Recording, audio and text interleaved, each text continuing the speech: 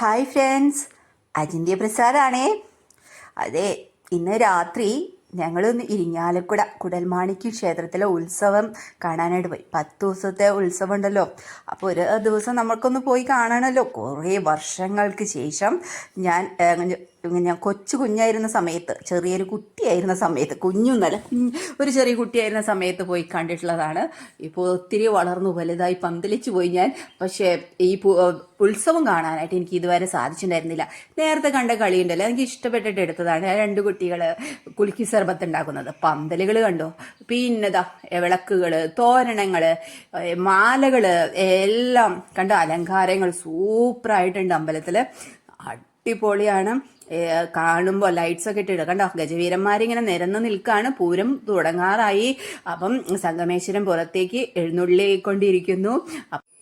അതിന് ചുറ്റും പ്രദക്ഷിണം കഴിഞ്ഞ് കഴിഞ്ഞാൽ പൂരം തുടങ്ങുക കേട്ടോ. അപ്പം മേളൊക്കെ ആരംഭിക്കുകയെ. കുറേ ദിവസത്തെ മേളം. എനിക്ക് ഇവിടുത്തെ വലിയ കാര്യങ്ങളായിട്ടൊന്നും അറിയില്ല, പക്ഷെ കാണാനൊക്കെ നല്ല ഭംഗിയാണ്. കാല് കുത്താനായിട്ടുള്ള സ്ഥലം ഉണ്ടായിരുന്നു. ഇപ്പോൾ പ്രദക്ഷിണം ചെയ്യുന്ന സമയത്താണ് ഇത്ര തിരക്ക് കുറവ് കേട്ടോ. അപ്പം ഓരോ പ്രദക്ഷിണം വഴികളും നല്ല രസമാണ് കാണാനായിട്ട്. എനിക്ക് ആദ്യമായിട്ട് കാണുന്നതിൻ്റെ കൗതുകമാണ്. കുറേ നമ്മൾ പറഞ്ഞല്ലോ, കുട്ടിയായിരുന്നവ കണ്ടില്ല, എനിക്കിതൊന്നും കണ്ടതായിട്ട് എനിക്ക് ഓർമ്മ പോലും ഇല്ല. പക്ഷേ ഇവിടെ വന്നൊരു കണ്ടിട്ടുണ്ടെന്നുള്ളതല്ലാതെ എനിക്ക് ഈ സീനുകളൊന്നും ഓർമ്മയേ ഉണ്ടായിരുന്നില്ല. ആദ്യമായിട്ടാണ് ഇങ്ങനെയൊക്കെ കാണുന്നത്. നല്ല ഭംഗിയാണ് ഇതൊക്കെ കാണാൻ. നമുക്ക് ഇങ്ങനെ രാജാവ് എഴുന്നള്ളുന്നു, മുൻപിൽ ഭടന്മാർ കണ്ടോ. ഇതൊക്കെ ഒരു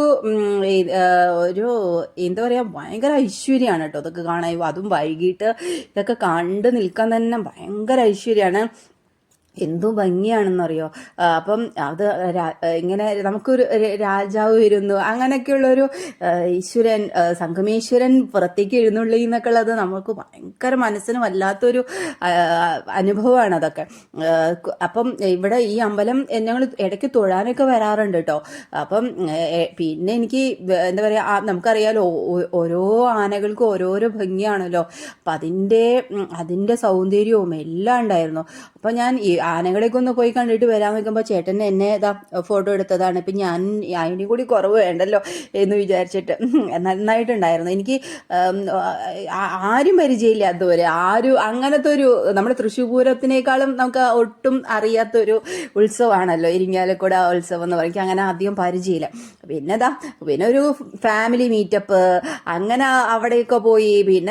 നമ്മൾ ഉത്സവങ്ങളെല്ലാവിടെയും കാണുന്ന വൻ വിപുലമായ ശേഖരങ്ങൾ എല്ലാം ഭംഗിയുള്ളത് തന്നെയായിരുന്നു കേട്ടോ.